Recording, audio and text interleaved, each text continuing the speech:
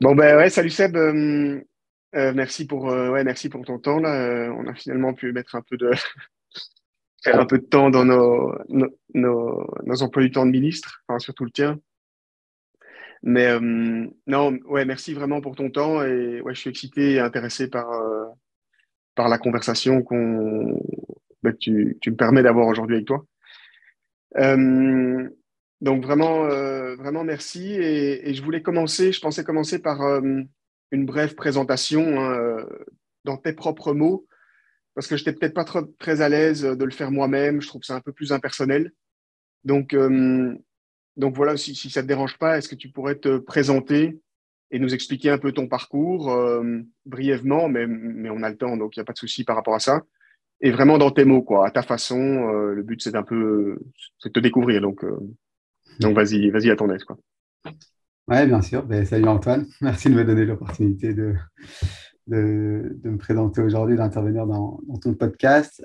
Et comme tu l'as dit, moi, je m'appelle Sébastien. Je suis ingénieur, donc je fais des études d'ingénieur à l'ULB, à l'École Polytechnique de Bruxelles. Des études d'ingénieur civil où je me suis spécialisé en électromécanique. Et puis, j'ai fait un master commun avec la Solvay Business School. Donc, j'avais la moitié de mes cours en business, en ingénieur de gestion, et puis l'autre moitié en ingénieur civil. Et après mes études, j'ai notamment confondé WooClap, qui est une entreprise, enfin c'est une start-up où on développe des solutions qui ont pour objectif d'améliorer la qualité de l'enseignement et de l'apprentissage. Notre produit phare, il s'appelle WooClap, c'est en deux mots, hein, c'est un outil qui va permettre aux professeurs de capter l'attention des étudiants et de mesurer leur compréhension pendant les cours. Donc très concrètement, c'est une plateforme sur laquelle le prof va pouvoir poser différents types de questions, que ce soit des questions à choix multiples, des questions ouvertes, des brainstorming, auxquels les étudiants ou les apprenants vont répondre avec leur smartphone. Et puis les résultats vont être collectés en temps réel dans la présentation du prof, donc par exemple dans son PowerPoint. Donc voilà, on a cofondé ça. J'ai cofondé ça avec un prof de Solvay et un ami qui était avec moi dans les études d'ingénieur et qui s'occupe maintenant de la partie technique. WooClap est utilisé par plus de 2 millions de professeurs et formateurs, plusieurs dizaines de millions d'étudiants. Et on vend principalement aux universités, aux écoles de commerce, aux écoles d'ingénieurs, mais aussi à des entreprises, des grandes entreprises, des organismes de formation et des ministères. Donc, il y a pas mal des gouvernements de plusieurs pays qui utilisent WooClap également.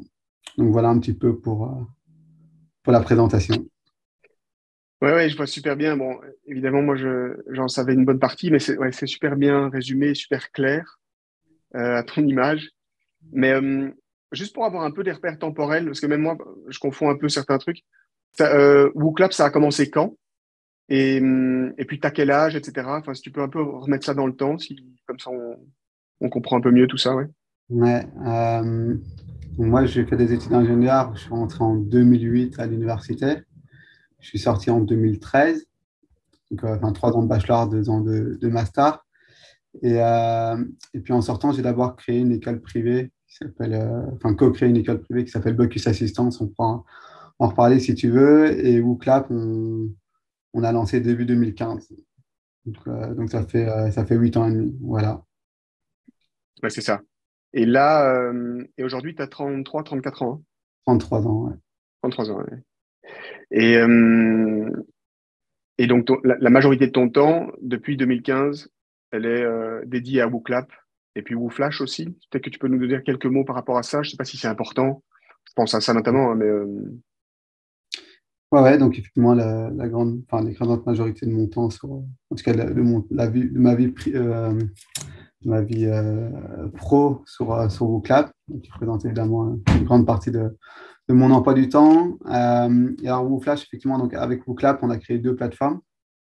Une première qui est WooClap, que j'ai expliqué juste avant, et puis une seconde plateforme qui s'appelle WooFlash, où là, en 2 mots, ce qui s'est passé, c'est que on a eu pas mal d'étudiants qui nous ont contactés en nous demandant s'ils pouvaient réviser avec les questions qui avaient été faites sur WooClap pendant les cours, mais de manière asynchrone, quoi, pour réviser pour leurs tests, leurs examens, etc. Et nous, on s'intéresse pas mal aux neurosciences. On peut en reparler aussi, puisque tu es psychologue, et je sais que ce sont des thématiques qui t'animent beaucoup. Mais nous, on s'intéresse pas mal aux neurosciences. Et ce que la recherche dit et montre aujourd'hui, c'est que les méthodes d'apprentissage et de révision qui sont les plus utilisées par les étudiants, elles s'avèrent être très, très peu efficaces. Donc, c'est la relecture et le surlignage qui sont les méthodes les plus utilisées. C'est extrêmement peu efficace parce que ce sont des méthodes passives. Et en fait, il y a d'autres méthodes qui sont beaucoup plus efficaces, qui sont des méthodes actives où on va pratiquer la récupération en mémoire, on va activer les neurones, comme disent les chercheurs. Donc, on va répondre à des questions, on va élaborer des raisonnements, des explications et autres. Et donc, nous, ce qu'on a fait, c'est qu'on a créé une plateforme qui permet d'apprendre de manière beaucoup plus efficace en asynchrone. Donc, ça, c'est fondé sur les principes de neuroéducation, mais aussi sur d'autres principes qui sont utilisés par les plateformes comme les réseaux sociaux, les TikTok, Instagram et autres, qui font que c'est ultra ludique et les étudiants se connectent très, très fréquemment sur ces plateformes-là et du coup révisent et apprennent plus efficacement au global. Donc, on a WooClap pour la partie live, vraiment pendant le cours, que ce soit en présentiel ou à distance, et puis mais vraiment en live. Et puis, on a WooFlash pour la partie asynchrone, donc apprendre plus efficacement pendant les périodes de révision ou d'apprentissage à la maison, par exemple. Ouais, je comprends. Et les deux vont vraiment ensemble. Enfin, en tout cas, je comprends bien le lien vraiment intrinsèque entre les deux. Mais là, j'ai une question qui me vient à l'esprit. Est-ce que ça voudrait dire que WooFlash, ce serait plus un service que vous apporteriez ou venderiez d'une manière ou d'une autre aux étudiants, euh, aux gens qui participent à une conférence, parce que tu m'as dit que ça dépassait aussi le simple cadre de l'environnement scolaire, quoi. Et WooClap, ça serait plus utilisé donc, enfin, ou plus vendu ou apporté pour des professeurs, des universités, des institutions, et bien sûr utilisé par les élèves, mais je veux dire, c'est eux que vous targetez en premier, ou pas forcément, il y a un truc que je rate dans l'équation.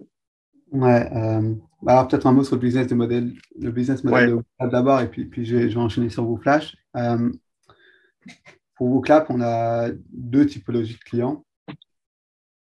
La première typologie de clients, c'est ce que nous on appelle le B2C, self-serve, c'est-à-dire qu'on a des professeurs ou des formateurs, ou même des intervenants un peu partout dans le monde qui vont s'inscrire sur WooClap. On parle de plusieurs milliers d'inscriptions par jour, de professeurs, intervenants, formateurs qui s'inscrivent sur WooClap, qui utilisent la version gratuite. Et puis certains vont payer avec leur carte de crédit online pour avoir accès à plus de fonctionnalités. Donc ça, c'est les clients, ce que nous on appelle le B2C. Et, euh, et puis on a les clients plutôt B2B, ce sont des universités par exemple, ou des écoles de commerce, des écoles d'ingénieurs, des entreprises, des ministères qui vont acheter des packs de licences ou ce qu'on appelle des licences campus pour tout le corps enseignant. Donc tous les professeurs à ce moment-là ont accès à WooClap et peuvent l'utiliser. Donc ça, c'est pour WooClap. Et puis pour WooFlash, ce qu'on a essayé de faire, c'est de jouer sur nos forces. Et donc, on fait ce qu'on appelle du cross-selling, c'est-à-dire qu'on vend des licences WooFlash aux universités euh, qui ont déjà WooClap, parce qu'on a une excellente relation avec elles. En fait, on co-construit même notre plateforme avec les universités. Donc, toutes les fonctionnalités vont être co-construites avec ces établissements-là. Donc ça permet d'avoir une stratégie go-to-market, si tu veux, assez directe. Et après, on a aussi une version gratuite qui permet à n'importe quel étudiant ou professeur d'utiliser la plateforme. Et ce qui se passe sur WooFlash, c'est vrai que là-dessus, c'est un peu plus complexe sur WooClap. Là où WooClap, c'est utilisé par le prof et puis en fait, les étudiants répondent aux questions pendant le cours. Sur WooFlash, on a aussi bien des professeurs qui créent du contenu que des étudiants qui créent leur propre contenu. Et donc, effectivement, sur la version gratuite, on a énormément d'enseignants, mais aussi d'étudiants qui s'inscrivent et puis qui passent sur des licences payantes ou qui profitent de la licence de l'université. Mhm. Je sais pas si ça Ouais, répond à ta question. ouais, je comprends. Et juste, enfin, sans vouloir faire une obsession là-dessus, hein, mais par exemple, moi, qui suis plus étudiant au sens strict du terme, si par exemple, je sais pas, je me mets, là, je suis très branché sur la nutrition, par exemple, et il y a un gros corpus de littérature, je sais pas, sur la nutrition cétogène, kétogénique qui m'intéresse. J'ai toutes les références. Et est-ce que je pourrais, à travers ce topic, ce sujet, avec déjà ce corpus ou peut-être un corpus qui existe déjà, le rentrer dans votre application et moi pouvoir être entraîné ou même enfin, enseigné d'une certaine façon par vos flashs sur ce sujet précis et donc le faire personnellement, moi comme ça, l'utiliser, ou bien là c'est un peu compliqué, quoi. C'est un contenu qui doit déjà exister dans votre bibliothèque. Enfin, explique-moi un peu si ça serait possible, quoi. Tu vois, moi, en fait, la question c'est que je me pose, c'est est-ce qu'un adulte qui est dans son boulot, peu importe le domaine, il a envie d'ajouter une skills ou une connaissance à son arc, quoi, hein, une corde à son arc en plus dans son boulot, peu importe le domaine, est-ce qu'il pourrait utiliser WooFlash pour faire une sorte de formation intensive et raccourcie pour s'entraîner et ajouter cette corde à son arc ou... Si, complètement. Nous, ce qu'on fait, c'est ce qu'on a développé sont des plateformes, ce qu'on appelle des outils OTAR. C'est-à-dire qu'initialement, ce sont des plateformes sur lesquelles il n'y a pas forcément de contenu, mais c'est toi qui vas créer ton propre contenu ou créer du contenu et le mettre à disposition d'une audience. Donc, à la base, c'est ça. Maintenant, ce que nous, on a mis en place, c'est ce qu'on appelle des banques de questions ou des templates qui sont créés par la communauté, qui sont vérifiés par certaines personnes et desquels tu vas pouvoir t'inspirer ou tu vas pouvoir réutiliser tel quel. Euh, et ce qu'on met maintenant en place pour aller encore plus loin, c'est que sur WooFlash, contrairement à WooClap, sur WooFlash, on va créer beaucoup plus de contenu. Tu vois, sur WooClap, donc en live, tu crées 4-5 questions, tu crées déjà énormément de valeur en soi.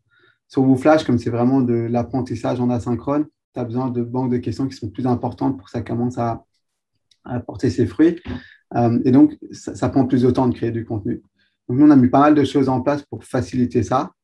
Des imports de contenu à partir de différents formats, plusieurs plateformes et autres que tu peux importer dans WooFlash. Le matin, avec l'intelligence artificielle également, on a développé un outil qu'on a intégré qu'on intègre là dans WooFlash qui permet de créer tes questions et tes fiches de révision, soit à partir d'un fichier que tu entres. Donc, imaginons tu as ton PDF ou je ne sais pas quoi, déjà à ta disposition, tu le mets dans notre outil. Tu dis que tu veux créer 100 flashcards. Ça va te les créer, quoi. Donc, soit tu le fais comme ça, soit ce que tu fais, c'est en fait, tu n'as pas de contenu aujourd'hui à ta disposition, mais il y a une thématique qui t'intéresse. Bah, tu vas demander à notre système de créer du contenu sur cette thématique-là. Et à partir de l'intelligence artificielle, ça va t'en générer. Nous, le pari qu'on fait, c'est que on sait que les professeurs, de manière générale, ont horreur d'avoir une boîte noire, tu vois. Avant, on parlait toujours d'IA, déjà depuis très longtemps. En fait, ça fait peur aux profs, tu vois. Ça sort un truc, il ne sait pas d'où ça sort, il n'a pas le contrôle dessus, il n'aime pas trop. Nous, on va toujours essayer de laisser le contrôle à la personne qui crée le contenu. C'est-à-dire qu'au moment où tu vas demander à notre plateforme de générer du contenu, tu vas toujours avoir le loisir de modifier ce contenu-là ou de supprimer certaines choses. C'est toi qui gardes le contrôle. Et une fois que tu valides, par contre, là, à ce moment-là, c'est sauvegardé et tu peux commencer à réviser avec ça ou à mettre à disposition d'autres personnes. Ouais, je vois super bien. Mais donc, en fait, ça voudrait dire que...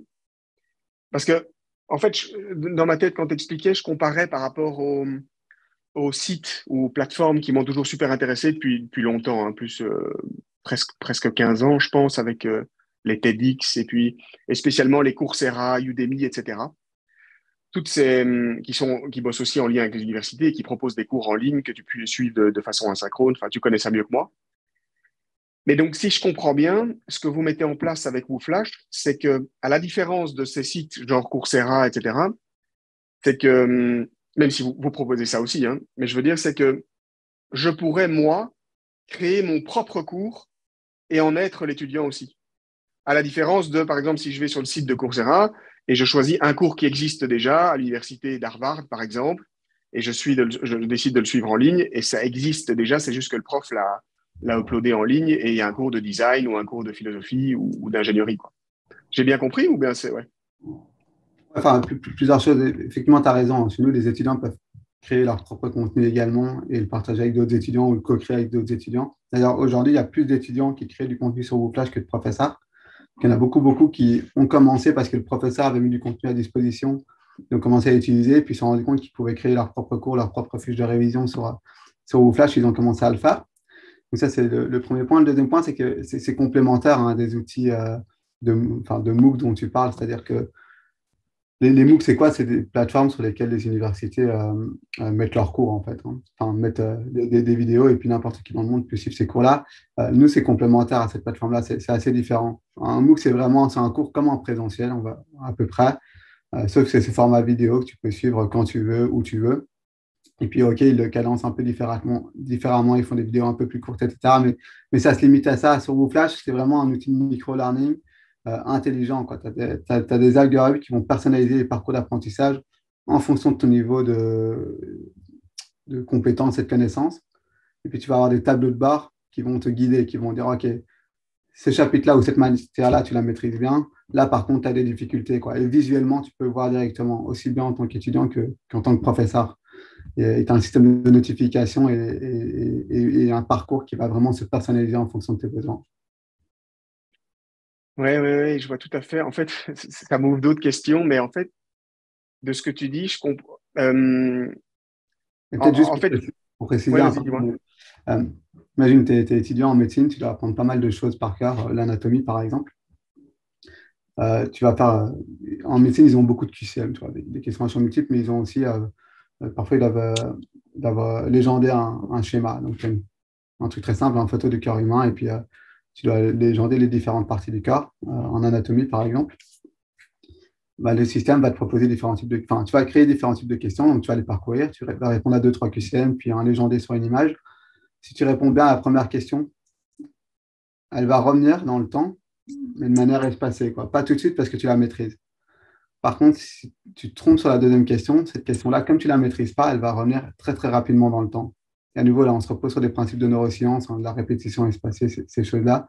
L'idée, c'est de revenir très, très rapidement sur ce que tu ne maîtrises pas et de revenir sur ce que tu maîtrises déjà, mais plus tard dans le temps pour vraiment faire de l'ancrage mémoriel, mais aussi donner du feedback immédiat. Parce qu'à nouveau, c'est un des principes de neurosciences, c'est que plus vite on te dit si tu t'es trompé ou si ta réponse est correcte, mieux tu apprends. Si on te donne cette correction un espace de temps trop important, en fait, tu apprends moins vite. Et c'est ça qui ne marche pas dans l'enseignement supérieur notamment, hein, c'est que les sessions d'examen, tu en as 2 ou 3 fois par an. Et souvent, quand tu as fini ton examen, tu dois attendre quelques jours, parfois quelques semaines, même quelques mois, tu vois, avant d'avoir la correction. Et en fait, ça, c'est pas du tout efficace. Idéalement, tu dois avoir la correction immédiatement, quoi. Plus rapidement tu as ce feedback, mieux tu apprends. Et c'est exactement ce qu'on va faire avec WooFlash. Ouais, ouais, ouais, je vois tout à fait. Ouais, c'est vraiment intéressant. En fait, tu me dis si je me trompe, hein, mais je réfléchis tout haut, mais ce que je trouve vraiment assez dingue, enfin assez renversant, c'est que j'ai l'impression, de ce que je comprends, hein, que d'un côté, il y a les universités classiques avec les cours en présentiel et leur nouvelle, on va dire le nouveau changement qui est déjà très important avec les MOOC, leurs cours disponibles en ligne, mais sur un contenu qui est fermé dans le sens que, ce que je veux dire fermé, c'est qu'il existe déjà et il est conçu par les professeurs ou par les universités en amont, quoi. Et d'un autre côté, tu vois, je réfléchissais de façon globale. Par exemple, sur YouTube, où allez, c'est peut-être pas le cas forcément pour tout le monde et à tous les niveaux sur YouTube, mais il y a une tendance que je suis en train de, enfin, que je devine et je pense pas être le seul à la deviner, c'est que sur YouTube, c'est extrêmement ouvert. On peut tous être le professeur et en même temps l'élève de l'un de l'autre, puisque tu crées ton contenu, d'autres peuvent l'écouter, tu peux même toi-même l'écouter, le corriger, etc., quoi. Et je sais pas si je suis très clair, hein, mais on verra. Enfin, je termine mon truc. Et j'ai vraiment l'impression que vous êtes entre ces deux univers, quoi, même si l'un est plus dessiné que l'autre, hein, c'est pas ça que je dis, hein. Mais qu'avec WooFlash et WooClap aussi, mais WooFlash spécifiquement, vous êtes entre les deux dans le sens que vous apportez une structure à la façon d'étudier ou d'enseigner un sujet. Donc, je parle en termes de méthode, ce qui est très bien parce que ça permet d'aller plus en profondeur dans un sujet dans n'importe lequel, mais tout en ayant une ouverture sur le type de cours, le contenu, comme il peut y avoir sur YouTube ou sur d'autres trucs. Et parce que le cours, il n'est pas créé en amont par une personne d'une façon professorale ou, comment est-ce qu'on dit, d'une façon a priori, quoi. Bon, c'est pas vraiment une question, hein, mais je voulais réagir par rapport à ça et enfin, ouais, te partager ça, quoi. Je sais pas si tu veux rebondir par rapport à ça, hein, c'est pas forcément une question. Peut-être ouais, plusieurs choses, c'est que Tu vois ce que je veux dire déjà? ouais, ouais, mais plusieurs choses. Déjà, enfin, la différence entre une plateforme de MOOC et YouTube, c'est que MOOC, c'est vraiment universitaire Ouais. euh, et, euh, et dédié à l'éducation, enfin, et surtout l'enseignement supérieur. Là où YouTube, ça va être extrêmement large, vraiment consumer, enfin, mass market. Donc, il n'y a pas que l'éducation. Même à la base, c'est même pas éducatif. Donc ça, c'est le premier point. Après, tu as d'autres plateformes comme Udemy. Si tu Mhm. veux, Udemy, c'est comme une plateforme de MOOC, sauf que ce n'est pas universitaire. C'est-à-dire que c'est vraiment de la formation, mais c'est n'importe quel formateur, enfin, n'importe quelle personne qui a une expertise qui va pouvoir donner un cours et qui va le faire sur cette plateforme-là. Avec WooFlash, c'est encore un peu différent. Nous, on parle vraiment de micro-learning. En fait, les MOOC, tu vois, quand ça a apparu, on a beaucoup dit que c'était la fin des universités, etc. Que, euh, que tout le monde allait pouvoir suivre les meilleurs cours, des meilleurs professeurs, des meilleures universités du monde, qu'il n'y avait plus besoin d'aller à l'université, plus besoin de suivre les cours en présentiel, blablabla. Ce dont on s'est rendu compte, c'est que les taux de complétion et les taux d'engagement sont extrêmement faibles. Donc, il y a beaucoup de gens qui s'inscrivent, mais très peu, enfin une très faible proportion qui va aller au bout des cours. Et ça s'explique pour je pense qu'il y a plein de facteurs qui expliquent ça. Nous, avec WooFlash, justement, on va essayer d'utiliser certains mécanismes qui font que les taux de complétion et d'engagement sont beaucoup plus importants. Déjà, ce sont des capsules beaucoup plus courtes, c'est des questions beaucoup plus fréquentes, euh, c'est des parcours qui s'adaptent en fonction des besoins de l'apprenant. Ce ne sont pas juste des vidéos que tu mets online, quoi. Je caricature un peu, mais à la base, les MOOC, c'était ça, c'est juste des vidéos que tu mettais online. Après, ils ont travaillé, ils ont fait des formats un peu plus courts, etc. Mais ça reste quelques minutes de vidéo.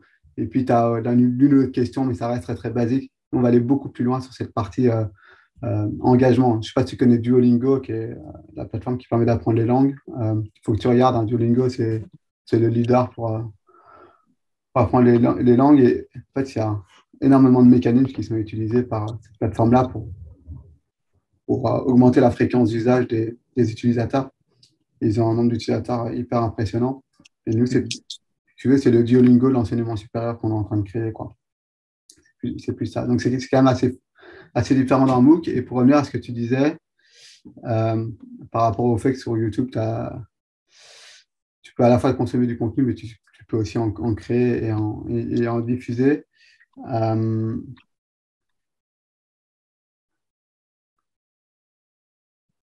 Enfin, oui, effectivement, sur WooFlash, tu peux le faire aussi, mais de nouveau, c'est dans un cadre assez précis. Généralement, c'est soit tu es à l'université, tu crées du contenu éducatif pour ta propre consommation ou pour la consommation d'autres personnes, d'autres étudiants, mais c'est pour réussir des examens, pour préparer des examens. Ça peut aussi être utilisé en entreprise, mais chaque fois dans un objectif de formation, d'apprentissage.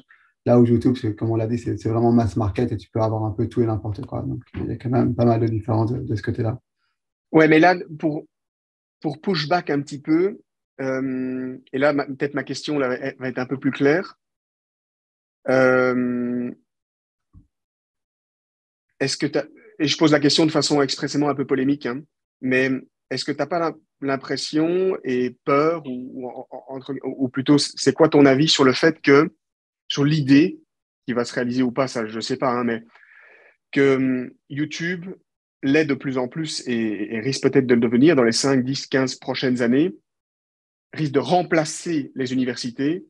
J'entends par là que les gens s'instruisent sur YouTube. Je prends un exemple tout bête. Ben moi, il y a 10 ans par rapport à moi aujourd'hui, et je pense notamment au podcast, j'en apprends tous les jours et même des choses très techniques, scientifiques, ou en tout cas rigoureuses, par des professeurs ou des scientifiques même eux-mêmes, ou parfois pas forcément, mais je veux dire des choses vraiment qui accroissent mon body of knowledge, quoi. Bon. Et qu'est-ce que tu penses de ça, quoi, pour poser la question peut-être comme ça par rapport à YouTube qui remplacerait en fait toutes les formes d'enseignement plus traditionnelles, strictes, professorales et magistrales. Voilà, c'était le mot que je cherchais. Ouais, c'est une bonne question, hein. Je pense que plusieurs points, quoi. Le premier, c'est que tu as raison, il y a moyen de se former avec YouTube. Tu as des histoires hyper inspirantes, hein, de personnes au milieu de nulle part qui se sont formées exclusivement avec YouTube, même sur des thématiques où tu t'y attendrais pas forcément. Euh, donc là, clairement, ça permet à certaines personnes de se former. Même moi, je me forme, comme tu l'as dit, avec des conférences de certaines personnes, de certains professeurs ou de certains chercheurs online. Donc c'est un bon point, mais peut-être ça mène au deuxième point, et on revient au MOOC, hein, dont on parlait juste avant, c'est que quand il y a eu l'apparition des MOOC, donc des plateformes sur lesquelles les universités mettent leurs cours en ligne, on a dit, OK, c'est la fin des universités. Exactement comme on vient de le dire avant, hein, on va pouvoir suivre les meilleurs cours des meilleurs profs des meilleures universités du monde gratuitement, plus besoin d'aller à l'université. Ce dont on s'est rendu compte, c'est que les taux d'engagement et les taux de complétion sont très faibles. Et ça s'explique par plein de choses, hein. Le premier point, je pense, c'est que en fait, quand tu vas sur ces plateformes, tu as énormément de contenu, tu ne sais pas lequel choisir. Tu vois, tu vas sur Coursera, tu fais un cours de finance, tu as 50 cours de finance, tu ne sais pas lequel choisir. Donc, en fait, au moment où tu vas choisir un cours, tu es un peu perdu, tu n'es même pas sûr que ce soit le bon cours. Et donc, tu as toujours ce facteur risque. Est-ce que j'ai choisi la bonne ressource, tu vois? Donc, ça, je pense que c'est le premier point. Par rapport à ça, qui explique pourquoi les taux de complétion sont relativement faibles. L'autre point, c'est que tu n'as pas de deadline et que tu es un peu livré à toi-même. Donc, ça dépend à quel point tu es rigoureux, à quel point tu t'es fixé des objectifs et tu vas aller jusqu'au bout. Et ça mène peut-être au troisième point, c'est qu'aujourd'hui, on revient de plus en plus à ce qu'on appelle l'apprentissage par cohorte. C'est-à-dire qu'on reforme des groupes d'étudiants qui vont suivre un programme qui est déjà défini, avec des deadlines bien précises, etc. Ça peut se faire en ligne, ça peut se faire en présentiel, ça peut être un mix des deux. Mais là, on se rend compte que les taux de complétion et d'engagement sont plus importants. Et ça s'explique de différentes manières. Le premier, c'est que le contenu, il est déjà choisi pour toi, ou au moins en grande partie. Donc, ça enlève déjà un facteur risque. L'agenda et les deadlines, elles sont déjà définies aussi. Donc, il y a du rythme qui, a priori, vont te permettre d'atteindre tes objectifs. Et puis, tu as aussi la pression des pairs, quoi. C'est-à-dire que tu fais partie d'un groupe avec d'autres étudiants. C'est le coût, enfin, la difficulté en tout cas d'abandon est un peu plus importante. Quand tu es tout seul, c'est facile d'abandonner. Quand tu fais partie d'un groupe, c'est un peu plus difficile, d'autant plus que si tu as des travaux de groupe ou des choses comme ça, ce qui est souvent le cas d'apprentissage par cohorte. Et peut-être ça mène au quatrième point, c'est qu'aujourd'hui, tu as l'intelligence artificielle. Donc déjà, par le passé, tu as eu l'apparition d'Internet avec de plus en plus de contenu disponible. Tu as eu l'apparition des réseaux sociaux avec n'importe qui a commencé à, comme tu l'as dit, à créer du contenu, à le diffuser. Et aujourd'hui, tu as l'intelligence artificielle qui permet encore de créer du contenu plus rapidement la quantité d'articles, de vidéos, de contenu de manière générale qui est disponible explose complètement. Et ça rend le travail pour les apprenants, moi, je trouve encore plus compliqué. C'est que tu as des millions de ressources, il y a plein de trucs qui ont l'air super intéressants, mais tu n'as de toute façon pas le temps de tout lire ou tout regarder. Quelle est la ressource que tu dois regarder, consommer et à quel moment pour atteindre quel objectif, quoi. Et moi, je pense que le rôle des professeurs formateurs, il va évoluer notamment dans ce sens-là. C'est-à-dire que le rôle du professeur et du formateur, ça va être de sélectionner ou présélectionner des ressources pour te permettre d'atteindre des objectifs, quoi. C'est notamment ça, hein. Pas que ça, mais notamment ça. Et donc, pour répondre à la question de est-ce que les universités vont disparaître, moi, je ne pense pas. En tout cas, les établissements, les institutions hyper réputées comme Harvard, MIT, Cambridge, Oxford, je ne pense pas qu'elles vont disparaître. Et ce sont des établissements qui ont conscience des différents enjeux. Ils travaillent aujourd'hui sur l'expérience étudiante énormément. Ils travaillent sur la pluridisciplinarité des cours. Tu vois, quand tu fais des études de business, par exemple, maintenant, ce n'est plus que du business. Ce qu'ils vont commencer à faire, c'est des doubles diplômes. Donc, tu vas être amené à avoir des cours en ingénieur, par exemple, ou de design, ou en santé, qui va te permettre de développer certaines compétences dans d'autres domaines, de faire des liens et surtout apprendre à collaborer avec des personnes qui ont des compétences différentes des tiennes, tu vois. Enfin, voilà, il y a plein de thématiques comme ça sur lesquelles elles travaillent. Moi, ce que je pense, c'est que ces institutions-là seront toujours présentes sur le long terme et auront toujours une grande valeur ajoutée. Maintenant, il y a peut-être des plus petits établissements privés qui vont avoir des difficultés, notamment aux États-Unis, où tu as des établissements qui sont privés qui sont assez chers et pour lesquels le ROI, donc le retour sur investissement, est super important pour les étudiants. Les étudiants qui participent à ces programmes le font en se disant, OK, j'ai investi je sais pas, 15, 20 000, 30 000 dollars par an, mais je le fais parce que je sais que très rapidement, je vais trouver un meilleur job qui va me payer et qui fait que je vais pouvoir le rembourser rapidement et que je vais gagner beaucoup plus par la suite. Peut-être que ces établissements-là vont avoir plus de difficultés puisque tu vas pouvoir suivre maintenant des cours, enfin, où tu vas pouvoir accéder à des ressources gratuites d'à peu près la même qualité, notamment avec Microsoft, Google, etc., qui lancent ses propres programmes de formation aujourd'hui, notamment sur l'intelligence artificielle. Et après, je pense que ça dépend des marchés aussi, hein. Quand tu vois l'enseignement supérieur ou l'enseignement de manière générale en Belgique, il n'est pas du tout le même qu'en France. Et encore moins par rapport aux pays anglo-saxons. Si tu regardes aux États-Unis, c'est pas du tout le même fonctionnement qu'en Belgique. Je pense que ça va dépendre aussi des marchés. Mais je ne crois pas trop à la mort des universités. Je pense qu'elles vont s'adapter, elles vont réussir à le faire il y a toujours des punchlines, il y en a toujours eu. Hein. On dit la mort de machin, la mort de. Mais au final, je pense que l'enseignement, de manière générale, euh, persiste dans le temps, quoi, et peut-être moins vulnérable que les entreprises par rapport au changement. Tu vois, ça change moins vite, donc les innovations arrivent plus tard dans l'enseignement, mais ça reste des institutions qui sont plus pérennes aussi. Là où les entreprises, c'est finalement assez éphémère dans certains secteurs, notamment dans la tech. Hein. C'est des organisations qui naissent, qui ont une croissance exceptionnelle, et puis quelques années après, ou quelques dizaines d'années après, elles se font disrupter. Enfin, il y a plein d'exemples, et puis elles n'existent plus, elles disparaissent. Mhm. Oui, tout à fait. Oui, je vois tout à fait. C'est une question, c'est peut-être une bête question, mais bon, très précise. Mais dans les cours ou les contenus un peu plus structurés ou qui existent déjà euh, sur vos plateformes, sur vos flashs, est-ce que vous avez déjà ou est-ce que c'est dans vos idées de créer un contenu enfin, ou un modèle pour apprendre aux étudiants ou aux personnes à utiliser l'intelligence artificielle? Une sorte de cours sur la méthode ou pas? Je pose la question comme ça hein, parce que je fais pas mal de liens entre différents trucs que tu m'as dit dans ma tête et par rapport à d'autres lectures, mais ouais. Non, c'est une bonne question. Nous, à nouveau, chez WooClap, on développe des plateformes, des outils OTA. Donc, nous, a priori, on n'est pas une entreprise qui va développer du contenu. Donc, nous, on va continuer, on est bon sur la tech, pas sur la création de contenu. Donc, on va se focaliser sur la tech. Par contre, on fait des partenariats. Enfin, déjà, on a une communauté d'utilisateurs qui partagent ces contenus. Donc, c'est très probable qu'on ait des professeurs ou des formateurs qui vont créer du contenu sur l'intelligence artificielle et qui vont le partager à la communauté. Et puis, c'est possible qu'on fasse des partenariats aussi avec certaines organisations, que ce soit des entreprises ou des universités, pour publier du contenu sur ces thématiques-là. Mhm. Mais a priori, on ne les créera pas nous-mêmes. Ouais, c'est ça, ok. Ok, je voulais.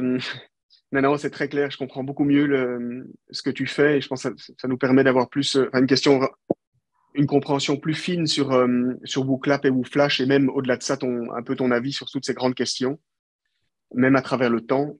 Mais je voulais un peu plus plonger, si ça ne te dérange pas bien sûr, hein, mais sur toi, même si c'est toujours en lien avec ton boulot, etc. Mais je voulais comprendre, tu vois, on parle souvent du why, du pourquoi, du how, des valeurs, pour reprendre le concept de Simon Sinek, ou de culture d'entreprise. Et bon toi, ton entreprise ou tes entreprises, enfin ton entreprise avec les différentes plateformes, c'est un énorme succès. Je reviens pas là-dessus. C'est pas vraiment l'objectif de la discussion, mais bon, c'est évident quoi. Euh, et d'ailleurs, félicitations pour ça. C'est vraiment hyper inspirant. Mais je voulais comprendre derrière WooClap, sur toi, ta personnalité, enfin, vraiment ta vie, ton point de vue, quoi.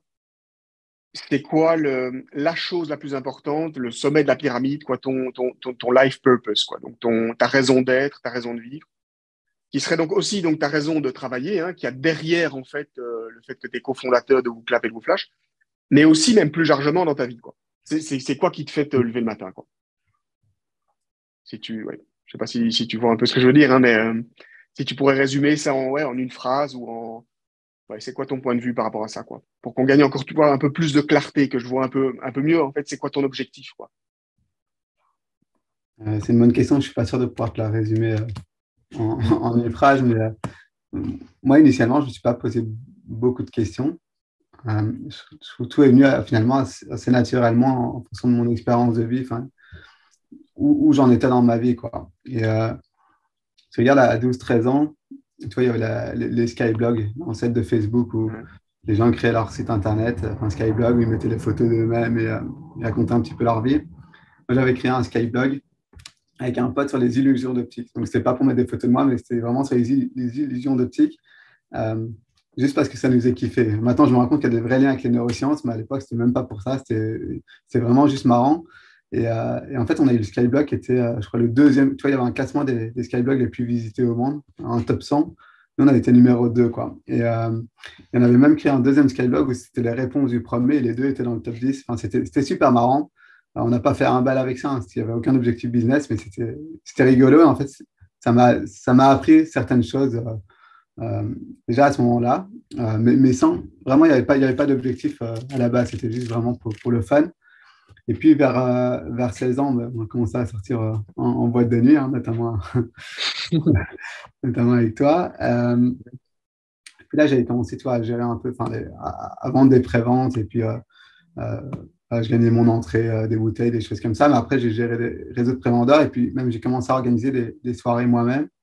Où là, ça commençait enfin, c'était plutôt bien rémunéré. Et j'ai créé une entreprise. Là, j'ai créé ma première boîte pour organiser des événements, enfin des soirées en boîte de nuit. Et je le faisais parce que ça me faisait kiffer de le faire, quoi. C'était le moment où je sortais, donc c'était assez naturel et c'était un kiff, quoi. C'était pas, je ne le voyais pas comme une obligation de gagner de l'argent pour pouvoir vivre sur le côté. Non, je le faisais parce que ça m'amusait de le faire. Et puis, euh, et puis en sortant des études, j'ai co-créé Bocus Assistance, hein, donc une école privée pour aider les étudiants à préparer leurs examens. Et là, à nouveau, en fait, il y avait un bar qui avait été créé par des Espagnols au cimetière d'Ixelles. J'ai vu qu'en décembre, ils galéraient parce qu'en décembre, en Belgique, personne ne va boire des coups. Et moi, à ce moment-là, je sortais des études. Ce que j'aurais voulu avoir comme étudiant, moi, c'était une salle où je pouvais étudier et avoir à ma disposition des assistants qui répondent à mes questions dès que je suis bloqué, quoi. Le truc, c'est que ça m'arrivait, là, les cours d'ingénieur hyper techniques, parfois, tu es juste bloqué sur une équation ou sur une problématique, mais en fait, tu perds plein de temps. Et tant que tu n'arrives pas à débloquer, tu n'avances pas. Et moi, j'aurais voulu avoir quelqu'un à côté de moi qui puisse me débloquer quand j'en ai besoin. Et donc là, on a proposé aux étudiants en fait, de toutes les facs, hein. On avait des étudiants de médecine, d'ingénieurs, Solvay et autres, de venir étudier dans un bar. Et il y avait nous et deux assistants qui répondaient à leurs questions. En fait, à nouveau, j'ai lancé ça comme ça parce que j'avais un peu de temps. En fait, le bar était rempli. Les gens bossaient sur des chaises hautes. Il n'y avait plus de place. Il y en a plein d'autres qui voulaient venir, mais il n'y avait plus de place. C'était plein. Et puis, les étudiants nous ont demandé de continuer. Et donc, enfin, voilà, on a développé Bocus Assistance. On a commencé à louer des locaux à Bruxelles, à Louvain-la-Neuve et autres. Et puis, ça a continué. Donc, ça s'est fait de manière assez naturelle. Et puis, euh, et puis, en parallèle, il y a des professeurs de Solvay qui m'ont appelé en disant qu'ils lançaient un programme en cours du soir où l'objectif, c'était de créer le prototype d'une application en 3 mois. Moi, la tech m'intéressait. J'avais fait des études d'ingénieur. Enfin, voilà, j'étais intéressé par la tech. Et puis, je m'étais rendu compte, là, en lançant Bocus Assistance, que j'aimais bien l'enseignement, que je crois qu'il y avait énormément de choses à faire. Tu voyais que l'impact était énorme. Parfois, des étudiants qui venaient de milieux plus défavorisés. Et en une fois, tu l'aides et tu te rends compte que tu changes complètement sa vie. Vraiment, je trouvais ça ouf. Et donc, je voulais continuer à faire quelque chose dans l'enseignement, mais laisser à la tech. Et c'est ça qui a mené à l'histoire de WooClap, tu vois. Donc, tout ça pour dire que j'ai pas eu énormément de réflexion en amont. Tout s'est fait de manière assez naturelle. Maintenant, par contre, j'ai des convictions un peu plus fortes et je pense savoir un peu plus où je veux aller pour la suite. Et ce que je pense, c'est que je vais continuer à lancer des boîtes ou des projets de manière plus générale parce que ça me fait kiffer et c'est ça que j'adore. Et je pense que je vais le faire dans le domaine de l'éducation parce que j'aime bien et j'ai développé une certaine expertise dans ce domaine-là, mais aussi dans le domaine de la santé qui, moi, m'intéresse énormément. Et j'aimerais bien aussi dans le domaine du sport. Donc, je pense que voilà, dans le futur, ça sera ça. C'est le lancement de projet dans euh, ces trois domaines-là principalement. Et moi, vraiment être à la base du projet. C'est la création ou la co-création qui m'intéresse. Et une fois que la boîte se structure et grandit, à ce moment-là, ça m'intéresse peut-être un petit peu moins. Et je pense qu'il y a d'autres personnes qui peuvent très bien s'en charger. Je ne sais pas si ça Ouais, répond à ta question. C'était plus qu'une phrase, mais non, non, si, si, tout à fait. Mais c'est encore bien plus complet. Non, non, non, tu t'expliques bien tout, tout. Je vois très clairement. Ouais, non, c'est super clair. Je vois bien d'où tu viens et même si je te connaissais hein, pendant toutes ces années, mais qu'on se fréquentait pas mal. Mais c'est vrai que là, tu l'expliques et tu le résumes très, très bien, quoi. Et les premières années de ta vie, on va dire, ou de ta jeunesse supportent bien ce que tu fais aujourd'hui et même le futur. Donc, ouais, c'est plus clair. Du coup, tu es plutôt, vu que tu parles de sport, plutôt Messi ou plutôt Ronaldo? C'est une question piège, hein, donc. Moi, je suis plutôt Messi, et tu le sais. Ouais, je suis plutôt Messi. Ouais, je trouve incroyable, un talent exceptionnel, des stats de fou, hyper agréable à avoir joué. Je trouve qu'il fait jouer tous ses coéquipiers aussi, tu vois. C'est pas juste un joueur qui marque des buts, il construit énormément de jeu, il redescend très bas. Enfin, moi, c'est un joueur que j'adore voir jouer. Euh, après, je pense que Ronaldo est admirable aussi, quoi. C'est une bête de travail, une machine à but. Et moi, j'ai fait un Erasmus à Madrid, tu vois. Et j'étais allé voir un match du Real Madrid quand Ronaldo y était encore. C'était contre Manchester City. C'était un match exceptionnel, hein. C'était 2-1 enfin, 1-2 pour Manchester City à 10 minutes de la fin. Et puis le Real a marqué 2 buts dans les 10 dernières minutes. Tu avais 90 000 personnes qui sautaient dans tous les sens. C'est hyper impressionnant. Mais surtout, ce qui m'a marqué, c'est la puissance de Ronaldo. En fait, c'est un truc que tu ne vois pas à la télé, je trouve, enfin, que moi, j'avais pas perçu en tout cas. Et quand il avait le ballon, c'est tout le terrain qui recule, quoi. C'est un truc de fou. Tu as vraiment tout le terrain, les 9 joueurs, les 10 joueurs qui descendent en bloc. Et tu ne sais pas ce qu'il va faire, en fait. Il peut frapper, il peut frapper d'hyper loin, il peut accélérer. Enfin, vraiment hyper impressionnant. J'avais été hyper surpris et étonné de l'impact qu'il avait en fait quand il avait le ballon. Euh, Mm. ouais, Ouais. deux joueurs extraordinaires. Mais je préfère Messi. Ouais. Ouais, tout à fait. Ouais, non, tout à fait, je partage ça aussi. Super avis. Non, et après, je fais plein de liens dans ma tête qu'on va pas forcément aborder là maintenant, hein, mais entre le sport et l'enseignement, sur le travail d'un côté, mais la créativité de l'autre, puis la dimension sociale. Tu disais que Messi est aussi hyper collectif. Et puis, tu vois, je faisais un peu les parallèles, de façon complètement anarchique dans ma tête, hein, mais intuitive, mais avec l'apprentissage par cohorte que tu disais, etc. Mais bon, ce sera pour une prochaine fois.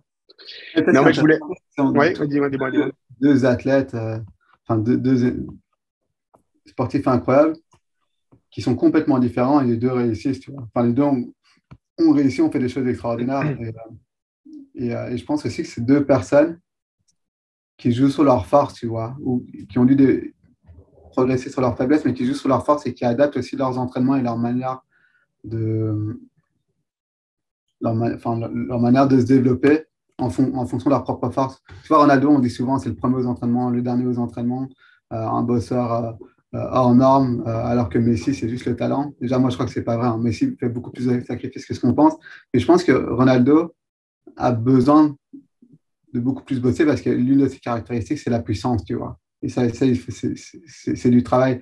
Là où si Messi avait tenté de faire ça, peut-être qu'il se serait baissé, peut-être qu'il aurait fait un burn-out ou autre. Donc je pense qu'il y a des équilibres juste différents en fonction de la personnalité et le physique et la personnalité de chacun. Mais ce sont deux gros bossards qui ont fait énormément de sacrifices, je crois.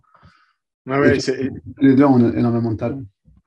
ouais, tout à fait, ouais, non, à fond. Et c'est intéressant de voir comment on va dire deux diamants bruts se sont polissés à leur façon en jouant sur leur force et arrivent à une compétition quasi pure, quoi, enfin, ou totale, et on voit enfin, qui penche pour l'un ou pour l'autre ou qui gagne. Ouais, Ce qui est c'est marrant, c'est que c'est intéressant. la presse, enfin, tu vois, c'est beaucoup la presse qui a Ouais, nourri ce aussi. conflit. Enfin, en fait, juste pour c'est connu, hein, mais quand tu as des ennemis, que tu as un vilain, ça, tu captes mieux l'attention des gens. L'histoire est plus belle. Et la presse en a fait deux ennemis, alors que je pense qu'à la base, ils n'étaient pas forcément ennemis. Mais eux-mêmes sont un peu rentrés dans ce jeu-là. Et ils se tiraient vers le haut, hein, ça, ils le disent. Enfin, Ronaldo le dit en tout cas assez clairement, c'est que Messi l'a rendu plus fort et inversement. Et quand il voyait l'autre qui marquait des buts, ben, ça poussait le premier à aller en marquer encore plus pour être sûr d'être le meilleur buteur du championnat et gagner le plus de trophées, quoi. Et de gagner le ballon d'or, in fine. Ouais, c'est sûr, tout à fait.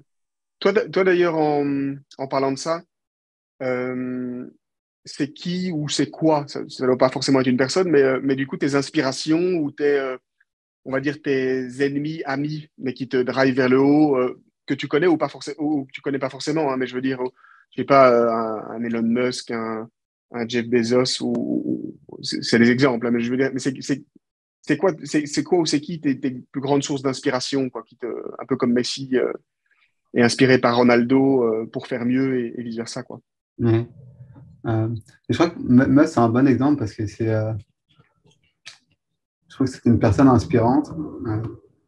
Euh, et je dis c'était, je vais y venir, mais c'est quelqu'un qui a fait des choses extraordinaires sur des thématiques extrêmement complexes. Euh, aujourd'hui, je trouve que avec tout ce qu'il fait, la manière dont il communique et autres, je peux dire que j'ai moins d'estime pour lui, mais en une fois, tu te rends compte que à la fois, il est capable de faire des choses extraordinaires sur, je pense, sur la partie technique, mais à la fois, je pense qu'il va trop loin dans une autre extrême qui est la simplification des messages. Lui, là, il s'est rendu compte que pour avoir l'attention médiatique, il faut que les messages soient extrêmement simples. Voilà, là-dessus, à la limite, OK. Mais lui, c'est pire que ça. C'est qu'aujourd'hui, il commence à le faire à la Donald Trump, quoi. C'est-à-dire que plus il va dire de conneries, plus elles sont grosses, plus on va parler de lui, plus il va avoir l'attention médiatique et plus ça va servir ses intérêts. Là, quand tu vois qu'aujourd'hui, il propose un combat en cage avec Mark Zuckerberg, déjà, c'est gros, mais après, il va encore plus loin et il propose un concours de longueur de taille de bit, enfin, sur la taille de bit. Tu dis que c'est chaud, je trouve qu'une personne comme ça propose ça euh, dans les médias et publiquement. Je pense qu'il y a moyen de s'inspirer de lui sur certaines choses, sur ce qu'il a réussi à réaliser techniquement, peut-être un peu moins sur ce qu'il fait, en tout cas dans sa communication. Euh, Après, de qui je m'inspire tu vois, moi, on te demande souvent qui tu veux être et autres, mais moi, il n'y a pas une personne que j'ai forcément envie d'être. Tu vois. J'aime bien aller lire les arguments pour et contre à gauche, à droite. Il y a plein de personnes, que ce soit des entrepreneurs, des CEO de grosses boîtes ou des sportifs, dont j'aime bien m'inspirer, regarder ce qu'ils ont fait, mais j'ai pas une boussole comme ça qui me. Enfin, je ne pourrais pas te citer un nom, je pense, très concrètement. Après, je sais ce que je veux pas être. Enfin, j'ai pas envie d'être un Donald Trump, par exemple, tu vois, c'est très clairement. Ou j'ai Ouais, pas envie d'être un Bernard Tapie ou des personnes comme ça. ouais, ouais, ça c'est déjà une bonne manière de clarifier un peu vers où on veut aller, quoi, ou de qui on veut s'inspirer, quoi. Ouais. Et je me posais la question en préparant notre discussion et en réfléchissant à ton parcours, etc. Et c'est souvent une question que je me pose par rapport aux différentes personnes avec qui je discute, quoi, dans le cadre du podcast, mais même au-delà, parce que c'est très contre-intuitif. Souvent, même moi qui réfléchis à ça, je pars, et je pense que beaucoup de gens le font aussi, je pars ou on part du principe non interrogé, hein, que les gens pensent comme soi, quoi. Et du coup, je voudrais te poser la question le plus simplement possible, hein, vraiment avec tes mots, comment tu penses, quoi? Comment ça se passe dans le cerveau de Sébastien Leb pour quelque chose de très simple, hein, mais comment ça tourne, quoi? Comment tu réfléchis, quoi? Comment tu penses? Je suis pas sûr de comprendre la question. Mais alors, après, moi, je suis pas sûr non plus de la comprendre non plus, mais en fait, j'ai déjà réalisé, moi, dans ma vie, de mon expérience, et même au-delà du boulot, hein, au-delà du podcast et de mon ancien boulot comme psychologue ou comme coach, que enfin, souvent, ça me heurtait ou ça me frappe qu'il y a des gens qui réfléchissent, je vais dire réfléchir plutôt, très différemment de moi, quoi. Et je vois des gens qui, par exemple, moi, je peux donner différents exemples, mais j'ai pas envie d'aller trop loin non plus. Parce qu'en plus, les exemples, moi, je les connais, donc j'aurais voulu que tu m'apprennes un peu ton mode sans que je le dise, mais je veux dire, il y a des gens qui pensent, je sais qu'il y a des gens qui pensent en images et qui sont tout à fait détachés de mots, quoi. Et qui d'ailleurs bug pas mal, ou ont parfois pas mal de soucis, scolaires notamment, mais avec tout ce qui passe par des symboles comme des lettres, des sons et des mots, quoi. Et à l'inverse, il y a des gens qui pensent en mots ou en chiffres et beaucoup moins en images. Et donc, pour des tâches de la vie de tous les jours, comme se retrouver dans la rue, avoir un sens de l'orientation, un peu comme être son propre GPS, quoi, ce qu'on utilise tous les jours pour aller, je sais pas, au supermarché, au marché, au club de foot, n'importe quoi. Mais ces gens bug par rapport aux autres ou ont beaucoup plus de mal, quoi. Et ce qui m'interpelle, c'est quand ces deux manières de réfléchir tombent les unes contre les autres dans les interactions sociales classiques, quoi. C'est un bête exemple, hein, mais on peut le voir aussi, on parlait de sport. En sport, tu le vois sur un terrain de foot, je pense que c'est pour ça qu'il y a des rôles différents, enfin des places différentes. Déjà, un Ronaldo, un Messi, on pourrait même pas dire qu'ils pensent de façon différente, mais ils sont différents, quoi.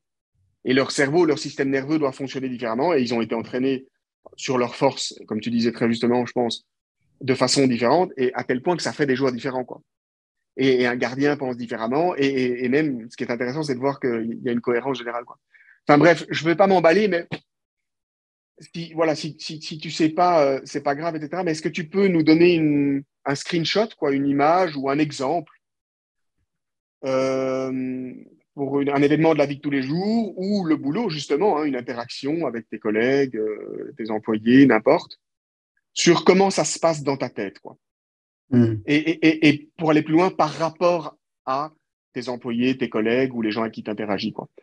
Si tu sais pas, tant pis, hein, mais voilà, je voulais comprendre un peu comment ça tourne dans ta tête, quoi. Bah, je pense à deux choses, mais tu me diras si ça répond à la question. La première, c'est que enfin, moi, j'ai jamais eu de manager. Enfin, j'ai toujours été entrepreneur, toujours appris par moi-même. Et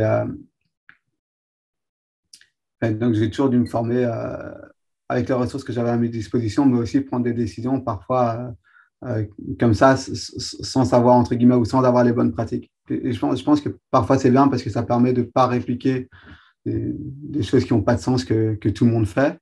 Mais d'un autre côté, parfois, ça peut être plus difficile de communiquer ses décisions ou sa manière de faire aussi parce qu'elle repose sur uniquement de l'intuition, tu vois. Euh, Aujourd'hui, ce que j'essaie de faire, c'est que j'ai lu sur pas mal de thématiques et très vaste, puisque au final, en étant entrepreneur, tu touches à tout. Enfin, tu fais tous les jobs, en fait.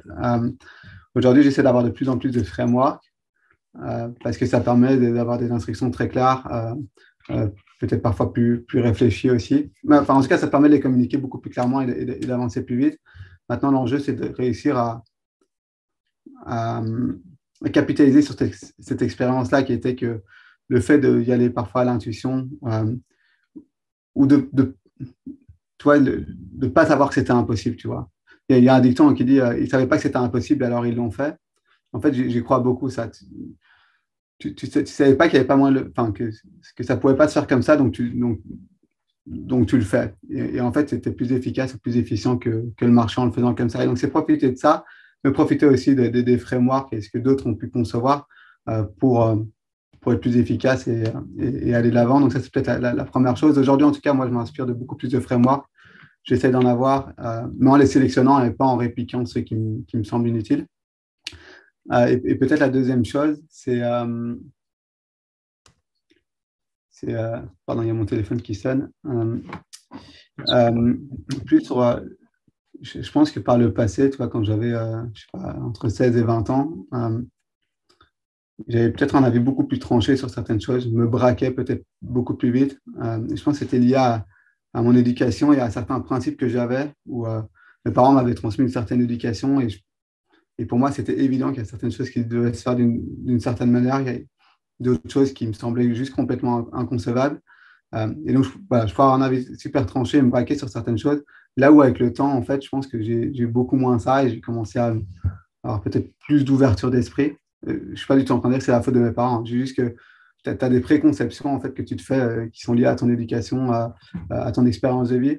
Et aujourd'hui, je pense que je suis beaucoup plus ouvert d'esprit. Je vais peut-être beaucoup plus aussi à l'écoute, essayer vraiment de comprendre pourquoi une personne réagit de telle ou telle manière avant de me prononcer trop vite et aussi de me détacher de mon opinion, de mes idées. C'est-à-dire que je vais la communiquer, mais en disant très clairement que je ne suis pas attaché, que je suis prêt à ce qu'on la challenge. Et en fait, je pense que rien que le fait de dire ça, que tu es prêt à ce qu'on challenge ton idée et que tu n'as pas de conviction forcément extrêmement forte, ou en tout cas, tu n'es pas braqué sur cette idée-là, ça te permet de t'en détacher et c'est beaucoup plus facile aussi après d'accepter qu'on la modifie ou qu'on la jette à la poubelle, quoi. Je ne sais pas si ça répond à ta question. Si, tout à fait. Je vais même pas me lancer dans une réaction parce que il y a vraiment deux, trois éléments enfin, qui collent tout à fait avec ce que je pense, même si je pense qu'on pense de façon très différente, hein, mais ouais, enfin, ça me parle beaucoup, quoi. D'un côté, l'intuition, l'action, puis d'un autre côté, la capacité de prendre du recul. Moi, c'est comme ça que je le vois, hein. Après, je veux pas mal interpréter ce que tu dis, mais prendre du recul ou de la hauteur par rapport à différents cadres de réflexion ou manières de réfléchir ou façons de penser, ou framework. Et notamment, je refais le lien par rapport à ce que tu disais sur Elon Musk ou la communication, là où on est plus dans l'interaction avec les gens, quoi. Ouais, ça me parle tout à fait parce que je trouve ça très utile de pouvoir mettre sa propre opinion un peu de côté ou en tout cas la relativiser par rapport aux autres façons de penser des autres, quoi. Et, et même à pouvoir endosser le framework ou la vision du monde, on pourrait dire, d'un autre pour interagir avec lui, quoi. Ouais, enfin, je suis pas encore assez complet, hein, et clair, mais ça te représente très bien, je trouve, parce que c'était vraiment top ce que tu disais avec l'intuition au départ et l'action, parce que je pense que ça fait vraiment partie de toi et on voit vraiment ton côté driven, quoi, qui va de l'avant, qui est entrepreneur, quoi. Et en même temps, cette ouverture d'esprit ou cette prise de hauteur ou cette maturité, sans être péjoratif, hein, ou marrant, mais pour remettre ta propre intuition en question et la faire l'échanger avec d'autres, quoi. Ouais, non, c'est top.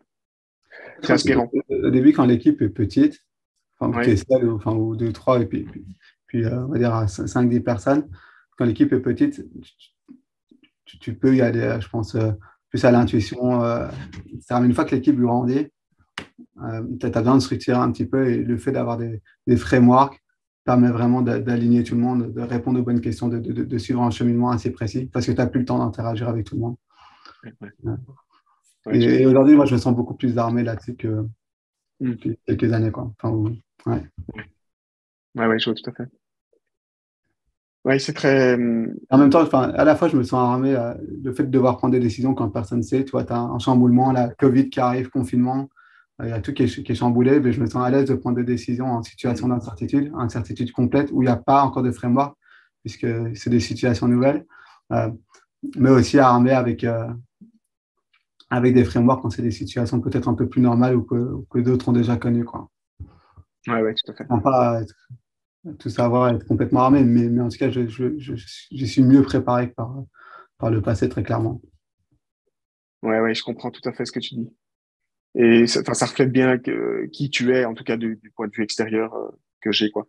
Je voulais te poser l'une ou deux questions, peut-être un peu plus précises et concrètes, hein, mais qui m'intéressent aussi. C'est un peu plus mainstream, mais je veux dire, ça m'intéresse et je pense que ça intéresserait d'autres personnes aussi. Je sais enfin, je sais, on a déjà souvent discuté un peu, hein, tout ce qui touche au mode de vie, au lifestyle, à l'alimentation, mais aussi la luminosité, les voyages, le sommeil, l'ouverture d'esprit. Mais je voulais voir en termes de productivité, on pourrait dire, on pourrait résumer ça à ça. Tu m'as déjà souvent dit que tu te levais, que tu te réveillais très tôt, vers 4h, 4h30 ou 5h, enfin tu me corrigeras.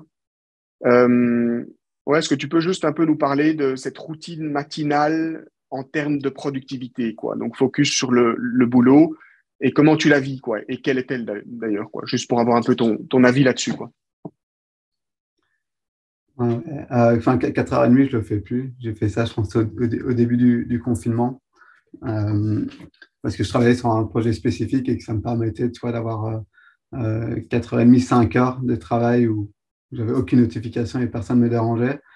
Euh, Maintenant, c'est un truc sur lequel j'itère assez souvent, tu vois. Donc, je change cette manière de procéder en fonction du contexte et mes besoins et à nouveau de mon expérience de vie. Mais je peux te parler du dernier semestre si tu veux. Là, je me levais à peu près tous les jours à 5 heures du matin. J'allais dormir vers 9h30, 9h30, 10h. J'essaie d'avoir au moins 7 heures de sommeil. Et puis la manière dont je procède, c'est que quand je me lève, je commence directement. Donc, vraiment immédiatement, je suis opérationnel. J'essaie de travailler sur des tâches qui nécessitent d'être ultra focus, tu vois. Et c'est le moment de le faire parce que voilà, personne ne te dérange. Tu n'as pas encore trop d'éléments en tête, tu es vraiment tout frais.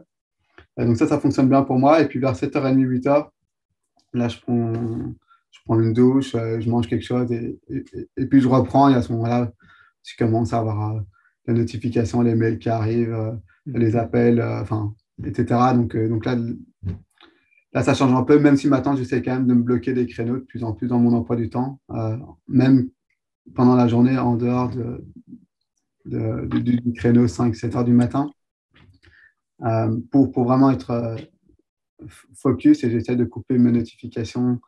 Je réponds pas aux appels, enfin, je bloque même parfois mon téléphone. Mais enfin, voilà, globalement, c'est ça. Donc, le dernier semestre, c'était ça. Le prochain semestre, je ne sais pas encore exactement comment je vais arranger mon emploi du temps, mais c'est quelque chose qui marche bien pour moi. Là, tu vois, par exemple, hein, je reprends le foot en salle. C'est le mardi à 21h, je crois, 21h à 22h, donc je sais que je ne suis pas au lit avant 23h. Je ne me lève pas à 5h le lendemain, tu vois. J'essaie chaque fois d'avoir au moins ces 7 heures de sommeil. Mhm. Ouais, ça me fait penser à, j'ai lu plusieurs bouquins de Cal Newport. Je sais pas si tu vois, c'est un professeur à Georgetown, je pense. Il est spécialiste dans la productivité et notamment dans ce qu'il appelle le deep work. Ouais. Deep work, c'est le nom de son plus gros bouquin d'ailleurs. Il a aussi écrit un bouquin mais dans le même esprit, sur le fait de supprimer complètement ta boîte mail, quoi. Mm. Mais bon, c'est un mec qui bosse avec des grosses responsabilités. Je veux dire, il est très médiatisé, il écrit plein de bouquins, il est prof à l'UNIF, etc.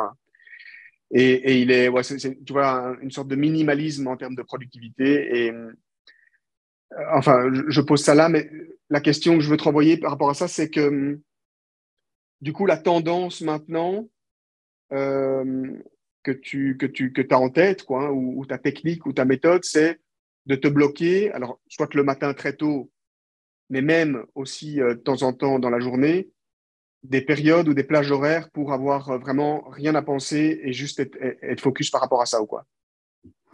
Ouais, ouais, enfin, je trouve ça hyper intéressant que tu dises qu'il n'est pas de boîte mail parce que moi, dans le futur, c'est un truc que je pourrais envisager. Je n'ai pas d'avis tranché là-dessus, mais ça ne me dérangerait pas de tester un moment de vivre sans boîte mail, quoi. Et de couper toutes ces applications interfaces qui, en fait, te notifient tout le temps et enfin, ouais, te sollicitent tout le temps, quoi.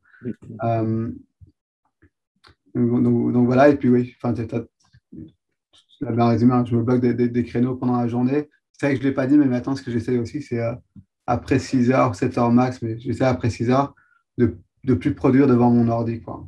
C'est-à-dire que je fais du sport ou je fais d'autres choses. Ça m'arrive aussi d'écouter des podcasts, tu vois, d'aller faire une balade et d'écouter un podcast. Ça ne veut pas dire que je fais des choses qui sont complètement déliées du boulot. Mais en tout cas, je ne suis plus derrière un Excel ou derrière mes mails, enfin, derrière l'ordinateur tout simplement, quoi.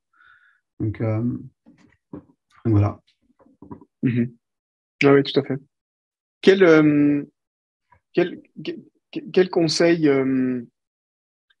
pour prendre, peut-être prendre un peu de recul et enfin, plus spécifiquement enfin, sortir un peu du domaine de la productivité en tant que tel, hein, mais quel conseil tu donnerais, puisque maintenant ça fait quand même des années, hein, on a déjà une certaine expérience, et surtout toi, dans l'entrepreneuriat, avec WooClap et WooFlash, mais aussi toutes les autres boîtes que tu as fait avant. On n'est plus tout jeune, quoi, d'une certaine façon. Et grâce à toute ton expérience, tes connaissances, tout ce que tu as appris, ce super parcours, quoi, qui est une magnifique réussite, hein, je le répète, franchement, bravo là-dessus. Encore une fois, c'est inspirant, mais je veux dire par rapport à ça, s'il y a un jeune de 18-20 ans qui vient te voir, qui viendrait te voir, de façon tout à fait ouverte et qui te demanderait un conseil, un peu comme un mentor ou comme, je sais pas, comme un cousin ou un copain pourrait donner, un copain plus âgé, quel conseil tu donnerais donc à un jeune de 18-20 ans qui voudrait se lancer dans des études ou lancer sa start-up? Donc, qui rentre dans la vie d'adulte, quoi, on pourrait dire, quoi. Et ça peut être très large, hein, mais ce serait quoi une chose si tu devais en pointer une, quoi? Bonne question. Déjà, le premier point, enfin, moi, j'aime pas forcément donner des conseils, d'autant plus que je pense que les conseils dépendent fortement du contexte et qu'un bon conseil dans un certain contexte, c'est un conseil de merde dans un contexte différent. Euh, mais non, mais je pense qu'il y a un truc super important, c'est euh, le fait de penser que c'est possible. Tu vois, là, à nouveau, les chercheurs montrent que, surtout dans les milieux défavorisés, mais pas que, hein, mais surtout dans les milieux défavorisés, les gens se mettent des plafonds de verre, tu vois. Ils pensent qu'ils ne vont jamais pouvoir aller faire des études dans le supérieur. C'est inaccessible pour eux. Euh, En Belgique, on a fort ce truc où on pense que c'est impossible de lancer une startup ou de lancer des projets comme ça. C'est beaucoup moins le cas aux États-Unis. Enfin, à nouveau, ça, je ne vais pas faire de généralité, mais en fait, une fois que tu vois qu'il y a des gens autour de toi qui l'ont fait, et tu te rends compte et tu parles avec ces personnes-là, tu te rends compte que c'est pas impossible. Donc, je pense que c'est hyper important de savoir que tu peux le faire. Moi, je trouve qu'il y a beaucoup de personnes, hein, même, enfin, des proches ou ailleurs, qui se mettent des plafonds de verre, quoi, qui pensent qu'ils n'ont pas les capacités, qu'ils ne vont jamais pouvoir le faire, qui reviennent toujours sur leurs faiblesses, alors qu'en réalité, je pense qu'à un moment, c'est une histoire d'oser y aller et de persévérance. Et ça ne veut pas dire que ça va être facile, hein. Enfin, c'est jamais facile. Tout le monde a des merdes dans la vie, hein. Moi, en tant qu'entrepreneur, il y a jamais un jour où tout va bien. Il y a toujours des problématiques tout le temps. Et il y a un jour qui est extraordinaire et puis l'autre qui est plus difficile. Mais, mais le jour suivant est meilleur et c'est la vie, quoi. Il faut avancer. Et, et comment penser que c'est possible? Je veux dire, si moi j'ai des croyances limitantes qui me limitent enfin, qui me construisent un plafond de verre dont j'en suis même pas conscient, comment les déconstruire, quoi? Ou, enfin, comment penser que c'est possible, quoi? Si, je sais que là, ça devient compliqué, on en vient limite des mots, hein, mais tu aurais un type, c'est un truc, ouais. Comment tu fais?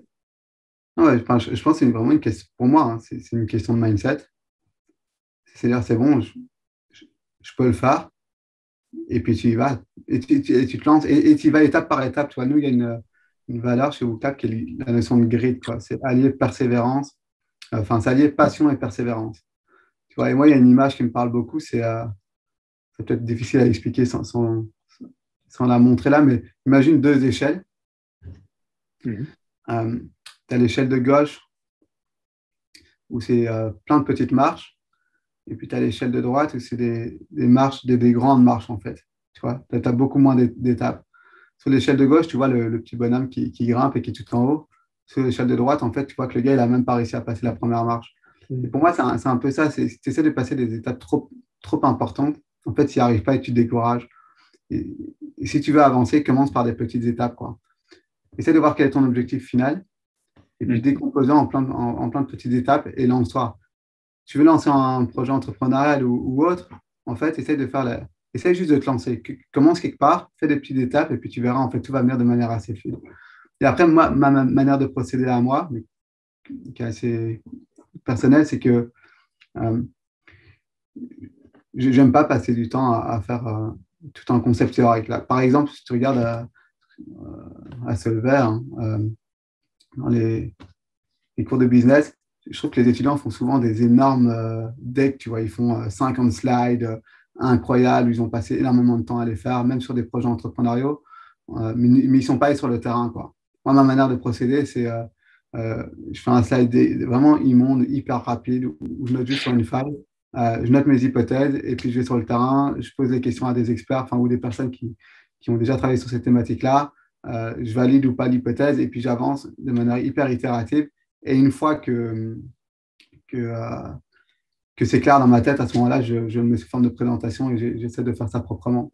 Mais moi, c'est ma manière de procéder. Et donc, enfin, ouais, je crois que pour déconstruire ce plafond de verre, à un moment, il faut se dire, OK, c'est une question de mindset, je sais que je peux le faire, j'y vais et je commence quelque part et je me lance, quoi. Et c'est pas grave de se prendre des claques. Je sais que je vais me prendre des claques, mais c'est pas grave. Mhm. Ouais, tout à fait. Et je vois bien le lien de nouveau avec ce que tu disais tout à l'heure avec l'action, qui est en fait, ouais, sans passer à l'action, bah, tu peux pas lever ta fausse croyance, quoi. Ouais. Et sinon, après, enfin, dans mes conseils, il y a quand même pas mal de pratiques hein, qui sont bonnes, je trouve. C'est de s'entourer des bonnes personnes. Mhm. Et ça paraît débile dit comme ça, mais ça change tout. Si tu es entouré de bonnes personnes qui sont meilleures que toi euh, sur certaines thématiques, en fait, ça te fait aller beaucoup plus vite. Et tu vois, enfin, nous, ce qu'on essaie de faire chez WooClap, typiquement, et ce que moi j'ai fait avec mon management, c'était de me dire, il faut que je recrute des gens qui sont meilleurs que moi, tu vois, qui sont meilleurs que moi dans chaque domaine. Euh, et je pense qu'il faut, enfin, faut pas avoir peur de ça, il ne faut pas avoir peur de travailler avec des personnes qui sont meilleures que soi. Au contraire, je crois que c'est Steve Jobs qui disait ça. N'embauche pas des gars pour leur dire ce qu'ils doivent faire. Embauche des gars qui vont te dire ce qu'il faut faire. Et n'essaye pas de les manager. Les bonnes personnes ont horreur d'être managées. Euh, enfin voilà. Et moi, c'est plutôt dans ce mindset-là que je suis, quoi. Et c'est ces personnes-là, en fait, qui t'apprennent énormément de choses. Ouais, ouais, tout à fait. Et c'est Ça, vrai aussi bien dans les personnes que tu recrutes que dans les personnes qui peuvent te conseiller, tu vois. Et après, moi, peut-être la complexité, enfin, ce à quoi j'ai pu être confronté, c'est que quand tu lances ton projet, tu peux parler à plein d'entrepreneurs différents, d'investisseurs différents, de profs différents, enfin, qui tu veux. Il y a plein de gens qui ont une opinion différente. Des gens qui ont réussi dans différents domaines, mais qui ont des opinions différentes. À un moment, c'est à toi de prendre tes décisions, à toi de te faire tes propres convictions. Et ça peut prendre du temps et de l'énergie, quoi.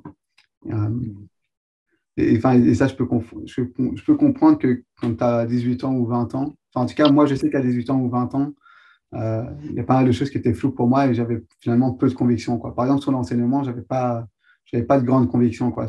Aujourd'hui, je suis beaucoup plus armé. Je sens que, en tout cas, ma réflexion est beaucoup plus aboutie et réfléchie que par le passé sur ces thématiques-là. Enfin, ils sont pas mal de thématiques d'ailleurs. Mais... Et donc, sur ce point-là, tu trouverais ça intéressant qu'un jeune de 18-20 ans fasse l'effort, même si c'est compliqué pour lui, de s'ouvrir à des convictions, aux convictions de personnes plus expérimentées, quoi. C'est ça que tu veux dire, quoi. Euh, ouais, parce que, bah, à la fois, il y a des expertises. Donc, si tu vas parler aux bonnes personnes au bon moment, ces personnes-là peuvent t'apprendre énormément et peuvent te donner les frameworks dont on parlait tout à l'heure, c'est-à-dire utilise tel modèle, réponds à telle question et avance. Et en fait, tu gagnes en temps fou et enfin, c'est beaucoup plus clair dans ton esprit et donc tu le communiques aussi beaucoup mieux. Donc ça, je pense que c'est censé. Après, il faut toujours garder un esprit critique et à un moment donné, il faut réussir à se faire ses propres convictions. Tu vois, par exemple, j'espère que ce n'est pas trop technique, mais sur les business models, je me souviens d'une personne qui m'avait dit ne fais surtout pas un freemium ou un free trial. Ça veut dire ne crée surtout pas une plateforme où les gens peuvent s'inscrire gratuitement et peuvent utiliser ta plateforme parce qu'à ce moment-là, n'importe qui va pouvoir copier ton truc. Tu vois, enfin voilà. Donc lui, c'était son point de vue et pour lui, il fallait monétiser directement. Moi, je n'étais pas forcément d'accord avec ça. Pour moi, je le voyais plus comme euh, une stratégie, ce qu'on appelle product-led growth chez nous, c'est-à-dire plus j'ai d'usage, plus ça va me ramener d'utilisateurs. En fait, ça va faire mon marketing, plus ça va me ramener de clients. Tu vois, WooClap, tu l'utilises avec une audience. Donc, si un prof l'utilise, tout de suite, les 10, 15, 100, 1000 personnes qui sont dans l'audience utilisent la plateforme, la connaissent et potentiellement vont la réutiliser par après. Donc, c'est ultra viral, en fait. Moi, j'ai voulu, justement, nous, on a voulu mettre l'accent sur cette viralité et donc mettre en place ce freemium qui permet déjà à des gens de tester gratuitement et en fait de faire notre marketing en quelque sorte. Et donc là, c'est un choix, tu vois. C'était une conviction, c'est un choix qu'on a fait. Selon moi, le conseil que la personne nous avait donné n'était pas le bon. Euh, Heureusement, je n'ai pas pris cette décision-là de le suivre. Mais après, oui, il y a un moment donné, il faut avoir un esprit critique et se forger ses propres convictions, mais ce n'est pas simple. Hein. Moi, au début, franchement, je manquais de convictions sur pas mal de thématiques. Aujourd'hui, j'en ai beaucoup plus. Beaucoup plus. Après, C'est c'est marrant. la vie tranchée surtout, mais j'ai beaucoup plus de convictions sur pas mal de sujets. Ouais, tout à fait. Je vois exactement ce que tu dis. Ça reflète bien ton parcours, encore une fois. Mais c'est marrant parce que, euh, sans vouloir m'éterniser sur ce point, hein, mais c'est marrant parce que moi, j'ai le sentiment un peu inverse. C'est que justement, jeune, et encore maintenant évidemment, hein, mais j'avais énormément, si pas trop de convictions. Et je dis trop parce que c'est juste, j'ai le sentiment, en tout cas, que c'est ça qui me freinait, quoi, à passer à l'action. Parce qu'en fait, c'est comme si j'étais enfermé dans trop de frameworks en essayant de choisir le meilleur, le plus optimal, au lieu de les écouter pour avoir des guides, des repères, une boussole, mais en avançant, puisque c'est ça le principal, quoi. Et donc, en fait, d'une certaine façon, j'ai l'impression que je fais le chemin inverse que toi, quoi. Moi, j'ai l'impression d'avoir de moins en moins de convictions ou de réaliser que, en fait, je me suis quasi trompé sur tout. Et c'est d'ailleurs ça qui m'intéresse, quoi. Mais, enfin, soit, c'est pas une question, hein, mais ouais, je voulais juste rebondir par rapport à ça. Je vais te. Mais c'est un peu ce qu'on disait tout à l'heure, c'est-à-dire, tu vois, quand on parlait des MOOC du YouTube, Ouais. c'est que tu as accès à plein de contenus, mais tu ne sais pas lequel choisir.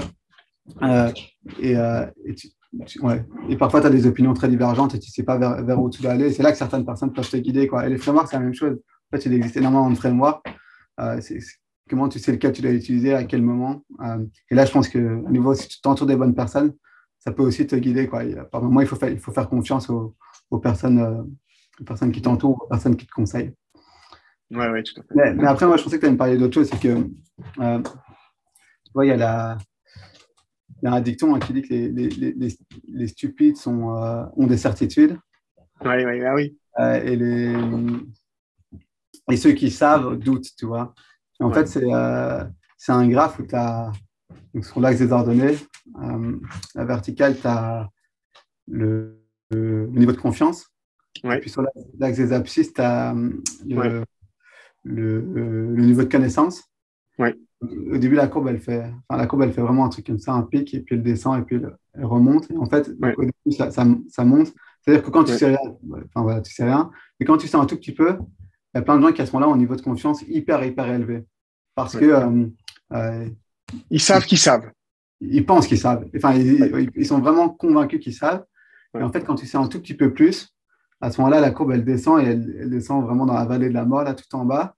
Donc, ton niveau de confiance est hyper bas. Et pourtant, tu sais plus que ceux qui, qui pensent qu'ils savent. Mais là, tu te rends compte, en fait, qu'il y a énormément de choses que tu ne sais pas, quoi. mhm, Tu te rends compte qu'il y a énormément de choses que tu ne sais pas et donc tu commences à douter. Et après, la courbe, elle remonte. Et c'est quand là, tu deviens vraiment expert et en fait, tu commences tu as une expertise qui fait que tu comprends bien les nuances, etc. Et moi, je pensais que c'est ça dont tu allais me parler, c'est-à-dire que au début, tu étais sûr de toi parce qu'en fait, tu savais peu et tu pensais que tu savais tout. Et en fait, tu as mhm. commencé à savoir un tout petit peu plus et à ce moment-là, tu as commencé à douter parce que tu te rends compte que tu sais rien, enfin, ou qu'il y a plein de choses que tu sais pas, quoi. Et moi, j'ai ça dans pas mal de domaines, c'est-à-dire qu'il y a des domaines où j'ai développé une expertise et je pense que je suis quand même pas mal vers la droite. Et puis, il y a d'autres domaines où, en fait, j'ai beaucoup lu, j'ai lu les, les opinions, tu vois, de part et d'autre. Et en fait, je suis dans la vallée de la mort, ou à la limite un tout petit peu à droite, mais je me rends compte qu'il y a encore énormément de choses que je ne sais pas, ou je n'ai pas encore réussi à me forger de convictions fortes. Et je trouve que ça, c'est pas évident. Parfois, tu es confronté, tu écoutes des débats ou tu es même à table, et certaines personnes qui ont des convictions ou des certitudes, c'est surtout ça, qui ont des certitudes, alors que tu te rends compte que ces personnes-là, en fait, juste savent pas, elles pensent qu'elles savent, mais en fait, elles ne savent pas grand-chose. Et Ouais. c'est pas toujours évident, et je pensais que c'est ça Non, dont non, si, si, mais c'est tout à fait le. Non, non, c'est exactement. Enfin, c'est ça d'une autre façon. Ça s'appelle le truc dont tu parles, ça s'appelle l'effet Dunning-Kruger. Euh, c'est exactement ce que tu dis, quoi. Et mais oui, à mon avis, je dois être toujours encore dans la vallée de la mort, voire même en dessous, quoi, parce que au plus j'avance, au moins j'ai l'impression de savoir des trucs, quoi. Mais je pense que ça dépend des thématiques. C'est Ouais, compliqué quand tu es sur des thématiques bien précises, à mon avis, tu vois, sur ouais, certaines choses, c'est sur la droite, mais on ne peut pas tout savoir, quoi. Et je trouve que c'est ça qui est ouais. extrêmement compliqué aussi, notamment là, en tant qu'entrepreneur. Maintenant, je trouve qu'on attend des entrepreneurs et des dirigeants d'entreprise de se prononcer sur toutes les thématiques, tu vois, tous les enjeux sociétaux et autres, avec des messages ultra clairs et ultra tranchés. La presse te pousse à avoir un avis super tranché. Et moi, c'est vrai qu'il y a des thématiques, autant il y a à nouveau certaines où je me sens plutôt à droite, et il y en a d'autres où j'ai encore besoin de temps pour me forger de fortes convictions, tu vois. Et, euh, et j'ai lu, etc., mais je suis un peu dans cette vallée de la mort. Je sais qu'il y a plein de choses que je ne sais pas et dont j'ai besoin de comprendre, j'ai besoin de faire le lien aussi entre les différents domaines. Et, euh, et ça, c'est pas forcément évident parce que du coup, tu étais confronté à ça, les gens ont des attentes, quoi. On s'attend à ce que tu donnes ton avis, tu tranches et tu l'exprimes très clairement. Alors que déjà, c'est pas clair dans ta tête, donc c'est difficile de communiquer clairement. En plus, moi, j'aime bien, tu vois, nuancer un peu mes propos. J'aime pas trop juste les punchlines. Et ça m'énerve les gens qui le font. Ça a le mérite d'être clair, mais parfois, ça m'agace un peu. Et quand tu vois les politiciens ou les Elon Musk, etc., c'est que ça, c'est des punchlines, punchlines, punchlines. Ils savent très bien ce qu'ils font. Je pense qu'il y en a qui savent ce qu'ils font et ils le font Ouais. par intérêt et parfois de manière un petit peu malhonnête. Et puis il y en a d'autres qui, comme on l'a dit, juste en fait pensent tout savoir, mais ne savent pas quoi. Mais Mhm. au moins, le mérite de ça, c'est que leur message est clair. Tu vois, ça a le mérite d'être clair. Après, moi, je sais que j'ai du mal avec ça. Tu vois, j'aime pas couper complètement dans la nuance et encore moins quand j'ai pas de conviction forte parce que j'ai pas encore eu le temps d'approfondir le sujet. Mhm. Ouais, tout à fait. Ouais, 100% d'accord avec tout ce que tu as dit. Et je pense vraiment aussi que ça dépend fort du domaine ou même de l'objectif. Il y a des domaines où il faut avoir plus de certitude pour avancer ou pour diriger une équipe ou pour, je sais pas, pour survivre. Ça dépend le domaine, hein. Et il y en a d'autres où le but, c'est justement d'être plus ouvert. Et donc là, il faut plus se remettre en question, quoi. Et toute la Je, complexité aussi de la politique, hein, tu vois, si on reprend ouais, l'exemple du Covid avec les lockdowns, on attend des dirigeants de prendre des décisions et de prendre des décisions rapidement sans avoir toutes les cartes en main parfois pour les prendre. Euh, ouais, pas évident. Et en même temps, si leur message n'est pas tranché et clair, les gens ne suivent pas, quoi. Donc, à un moment, il faut que le message soit clair, tranché. Alors que je pense qu'au fond d'eux-mêmes, il y en a certains qui savaient très bien qu'ils n'avaient pas toutes les cartes en main pour prendre ce genre de décision, quoi. Ouais, tout à fait. Ouais, exactement. Je vais te poser la dernière question, la question ultime. Pas facile, hein, elle est expressément un peu vague, mais, mais c'est quoi le sens de tout ça, quoi? D'après toi, le sens de la vie, quoi? C'est quoi le sens de ta vie et le sens de la vie en général, d'après toi, pardon, dans tes mots, sans prise de tête, hein, vraiment de façon tout à fait spontanée, comment tu répondrais à cette question qui est expressément vague, encore une fois, quoi? Mm. Mais enfin, je vais pas avoir de réponse ultra intellectuelle, hein. Moi, la manière dont je vois les choses, c'est que, a priori, je vais mourir un jour. Tu vois. La probabilité que je meure un jour avec un hyper important, sauf si Elon Musk, je sais pas qui, trouve un remède à ça, mais a priori, on va tous mourir. Et moi, j'ai pas envie d'attendre 65 ans, tu vois, d'attendre la retraite pour commencer à profiter. Donc, moi, ce que je me dis, c'est qu'il faut que je profite déjà maintenant. Euh, et que je profite même en fait de ma forme, de ma jeunesse pour faire des choses. Donc ça, c'est la première chose. Le deuxième point, c'est que ce que je me dis aussi, c'est que un peu de la même manière, j'ai pas envie d'attendre 18 heures pour commencer à profiter de ma journée, tu vois. Je suis pas du tout dans l'optique où je vais faire un taf, où je vais faire mon 9-17, mon 9-18, un truc qui me fait chier juste pour gagner un peu d'argent, avoir ma sécurité et commencer à profiter de la journée, enfin, en fin de journée et puis le week-end. Moi, je vois pas du tout les choses comme ça. J'ai besoin que chaque moment soit excitant, tu vois, que ce soit enfin, d'être drivé, excité, content. Et, euh, et voilà, donc ça, c'est important pour moi, c'est que tout ce que je fais, que ce soit pro ou privé, soit excitant et m'intéresse et me donne envie de me lever le matin, de me lever même plus tôt. Donc je fais assez attention à ça et puis j'essaye de. Tu vois, moi, j'aime pas trop cette notion d'équilibre vie pro, vie perso. Un truc qui me gêne parce que j'ai l'impression que si tu tires plus sur l'an, tu t'écrases l'autre, tu vois. Moi, j'essaie plutôt de raisonner tant que possible différemment, c'est de me dire qu'est-ce que je peux faire pour que l'un enrichisse l'autre. Qu'est-ce que je peux faire pour que ma vie pro me rende plus fort dans ma vie perso et qu'est-ce que je peux faire pour que ma vie perso me rende plus fort dans ma vie pro et que je ne dois pas faire trop de compromis. Il faut toujours en faire un peu, mais que je ne dois pas en faire trop, tu vois. Euh, voilà, c'est un peu ma manière de réfléchir et du coup, je pense que ce que je fais aussi bien dans ma vie pro que ma vie perso évolue aussi en fonction de mon expérience de vie et où j'en suis dans ma vie. Tu vois, pour revenir un peu à ce que je disais tout à l'heure, j'ai l'impression qu'au final, tout s'est fait, c'était pas si réfléchi que ça, mais tout s'est fait de manière assez naturelle. Et maintenant, je vois un peu plus clairement vers où je veux aller. Tu vois, quand je parlais de lancer des projets dans l'éducation, de la santé et le sport, ben, c'est exactement ce que je viens de te dire. Je sais que ça m'excite. J'ai envie d'un moment d'éduquer, tu vois, éduquer mes gosses. Si j'en fais mon métier, en fait, je serais sans doute meilleur pour éduquer mes gosses. Et quand j'éduque mes gosses, en fait, ça me donne du feedback directement et je suis meilleur dans mon métier. Le sport, même chose, si j'en fais à un moment donné mon métier, où je développe des choses professionnelles là-dedans, je sais que ça va m'exciter à fond. Euh, si je vais voir un match de foot, si je dis n'importe quoi, mais si je lance un club de foot à un moment ou un club de sport à un moment donné, je sais que ça va m'exciter le week-end d'aller voir les matchs ou le soir et que je vais être à fond dedans, tu vois. Donc voilà, tout ça pour dire que j'essaie de faire en sorte que ma vie professionnelle enrichisse ma vie personnelle et inversement. Et j'ai pas envie de rentrer dans un mode à un moment donné où, euh, où j'ai une activité professionnelle que j'aime pas, mais que je fais pour que ça me permette de vivre sur le côté ou de subvenir à mes besoins. Je le vois pas du tout comme ça. À la limite, je préférerais avoir très très peu de moyens, je pense, hein.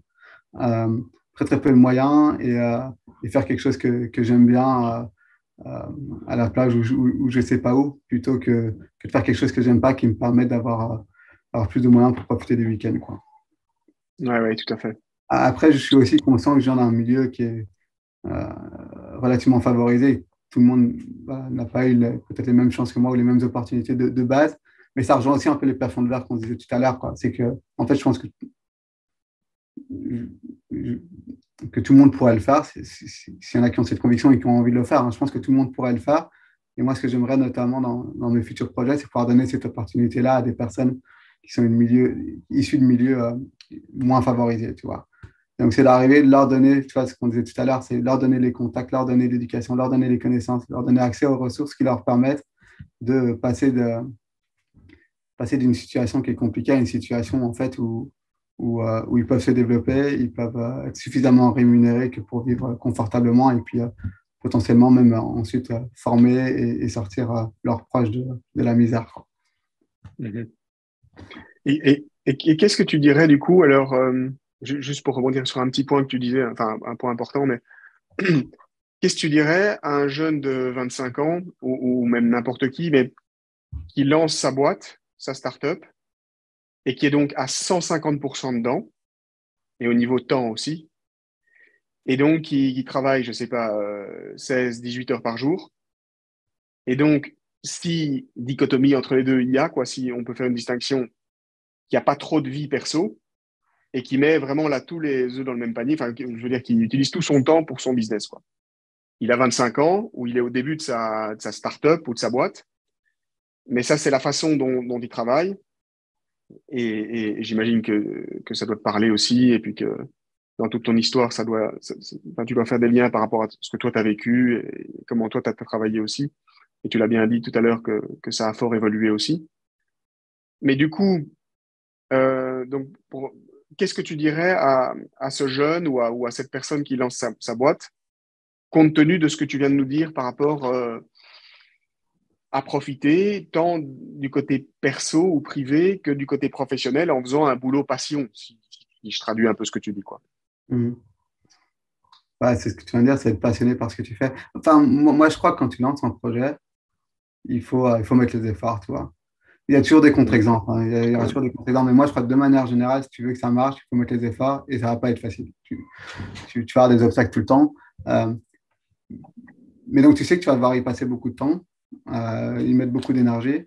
Et si tu n'aimes pas ce que tu fais, je pense que c'est compliqué, quoi. Donc, fais un truc qui te passionne. Et selon moi, je sais que j'ai un frère, par exemple, qui a des convictions un peu différentes, hein, mais pour moi, tu peux faire de ton hobby ton boulot, quoi. Et tant mieux. Et moi, je vois plutôt comme ça. Je sais qu'il y a des personnes qui vont dire, ah non, j'ai pas envie de faire de mon hobby mon boulot parce que je vais peut-être ne plus aimer mon hobby ou en avoir marre de mon hobby. Moi, c'est pas du tout comme ça que je vois les choses. Mais donc, ça dépend de chacun. Mais effectivement, moi, si je dois donner un conseil là, j'aime pas trop faire ça, mais ouais, fais quelque chose que tu aimes bien parce que quand ça va être dur, si en plus tu n'aimes pas ce que tu fais et que tu travailles comme un malade et que tu fais que Mhm. ça va être encore plus compliqué, quoi. Et je pense que c'est aussi une des causes de burn-out. Enfin, tu connais mieux ces thématiques-là que moi, mais je pense que le burn-out, c'est en gros une situation de stress importante qui est prolongée. Et si tu as une situation de stress prolongée, que tu bosses comme un malade et qu'en plus tu n'aimes pas ce que tu fais et que tu n'atteins pas les objectifs que tu veux avoir, ben, je pense que c'est l'accumulation de certains facteurs qui font qu'à un moment, et potentiellement tu ne dors pas assez, tu ne te nourris pas bien, etc., etc. Mhm. L'accumulation de plusieurs facteurs qui font qu'à un moment tu craques, quoi, et ce n'est pas bon pour toi.